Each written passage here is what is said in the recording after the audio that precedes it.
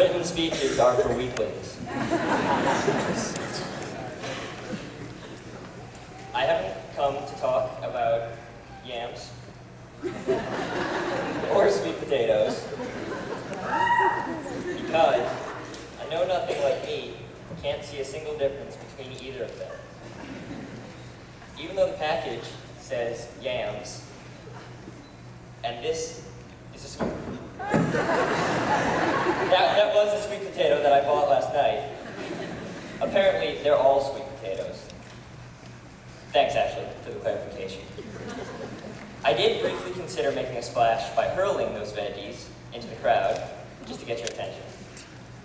But I'm also too much of a wing for that. Today, though, I was instructed to bring with me a speech that is reflective, positive, idealistic, and anticipatory.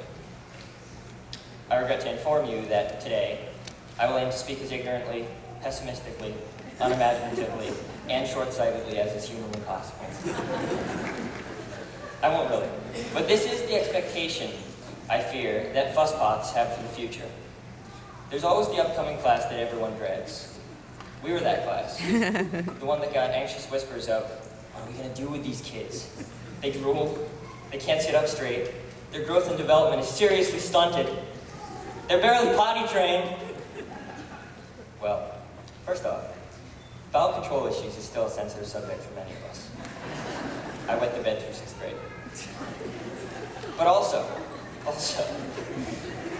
going to confront the idea that things and people are getting worse, that we're degenerating as a society, and that there's somehow less humanity, less individuality, and less enjoyment to life than before.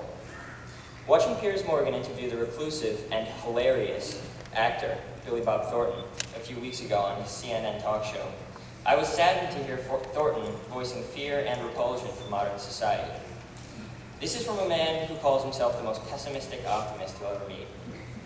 Pessimistic optimists are a dime a dozen. They're the ones willing to bash the present and save face by adding, but there's hope, after the fact. I'm here to tell these types that there's no need to dismay. The present is grand, and the evidence is right in front of you. Because here we are, world, your class of 2012. All right, so calling us God's gift to the world might go a little far. Maybe a lesser deities. I swear though, we're something. We can sing, we can dance, we can publish slyly controversial student newspapers, play hockey, field hockey, soccer, sail, golf, basketball, swim, baseball, softball, lacrosse. We can win a Super Bowl.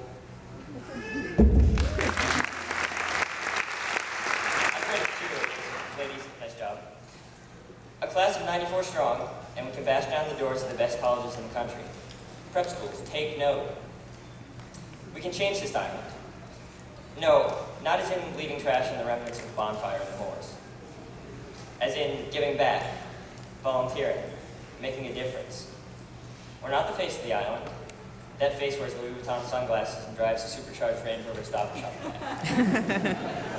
But we are the next keepers of the keys, and we know this place better than anyone else. We can get together to organize a class cookout, or de-organize a senior prank day. Class officers, props.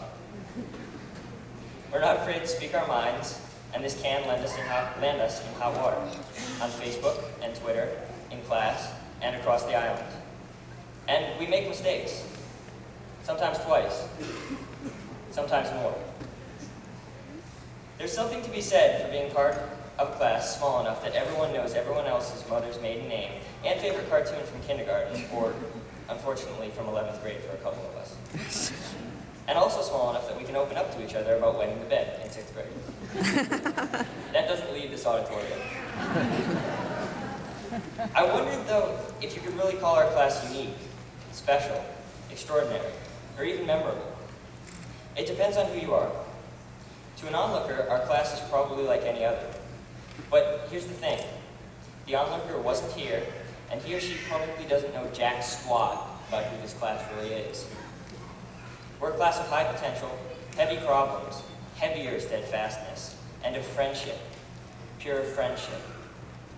Even when so-and-so did ditch her at Jenny's to hang out with you. Believe it or not, experience has been unique. Not to those who had no part in it, but essentially to us. The examples of our class's achievements I gave you a few minutes ago were nothing but cheap highlights. There are 4 occasionally miserable, but at least eventful, years of high school filling in all the gaps. And many of our connections began long before freshman year. I'm not saying to completely disregard what other people think of our class, but I am saying that they only know so much.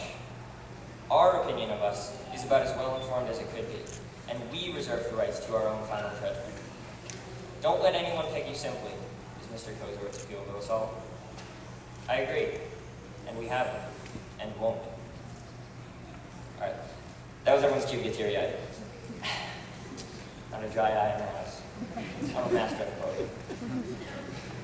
You're all sitting up here on stage because 4 years is a long time. A lot goes into 4 years. Things won't stop here just because you graduated, and there'll be some time over the summer to reflect on what you personally did and what we as a unit accomplished. Class of 2012, be ready to flip the tassels. Be proud to flip the tassels. You earned it, and you deserve it. Congratulations to the class of 2012. The very best of luck in all that you do. Thank you, and enjoy this moment.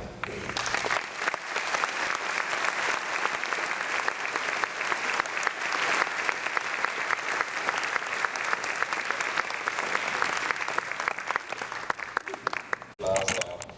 11 days after the start of the commercial scalping season, this day off from school is always my first opportunity of the year to go scalping. I wake up early in the morning, grab my dusty orange Grundens, that probably have not seen the light of day since last December, a couple of power bars and a Gatorade, and head out into the water. As long as the weather cooperates, around 6 or 6:30 I am greeted by a spectacular sunrise that is said to be unparalleled anywhere on the East Coast. The water will be clear enough to see all the scallops on the bottom, and a seagull or two will be perched on the bow looking for an easy meal. I'm sure my father, grandfather, and the rest of the fleet who spend 5 days a week doing the same routine, these things have become almost unnoticeable as they are trying to get their limit and be done with their day's work as fast as possible. To me, on the other hand, being able to enjoy a day off from school out on the water is one of the many things that has made Nantucket such a great place to spend the last 18 years. Here on this tiny windswept island 30 miles out to sea, our class has had the opportunity to have a high school experience unlike most others. I'm pretty sure that not many other kids are able to spend a day off from school on a scalping boat.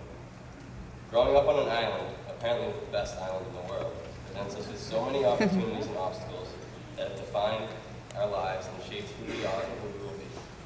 Those who participate in sports know how difficult and frustrating it can be to have to take a boat to every away game, especially when you miss the fast boat, spend an hour sitting in the food court, and get home at 10:30, only to remember that English essay due the next day. Then there are those of us who couldn't wait until the day we got our license, only to realize that we are still confined to this 14 by 7 mile network of horse and buggy roads, and that gas is much more expensive than on the mainland. Having no chain stores on the island has led us to support local businesses with late-night stubbies runs and last-minute prom shopping at Murray's, all for triple the price. The tight-knit community that we have leads to teachers being your best friend's mother, a family friend you've had dinner with, or someone who invites you to their kitchen table to proofread your speech 2 hours before graduation. Each season here on Nantucket has its own personality, from the small-town atmosphere of the winter months to the hustle and bustle of the summer. We all know how fast this place changes in a matter of weeks. Each one of us has been affected to some extent and will take away something special from growing up here on Nantucket. I know that for me, it was having such access to the outdoors that has really shaped me. Being able to go Nantucket bay golfing is an experience that I could not have had anywhere else.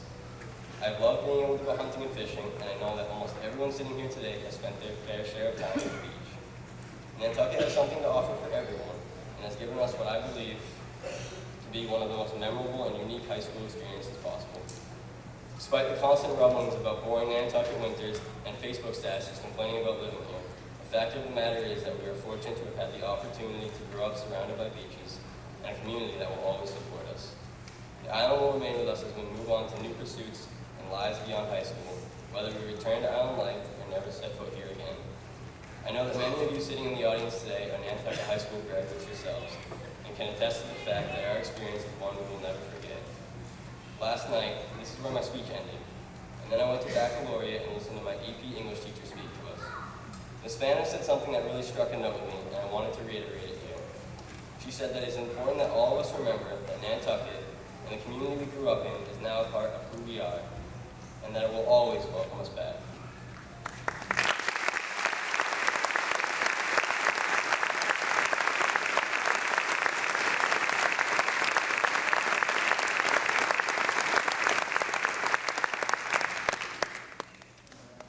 Immune to the recent economic climate. Many downtown businesses have fallen due to the economy. Enter Wendy Schmidt, a woman who is committed to Nantucket through her organization, Remain Nantucket. She is dedicated to revitalizing and strengthening our downtown community for future generations. It is an honor to introduce Wendy Schmidt.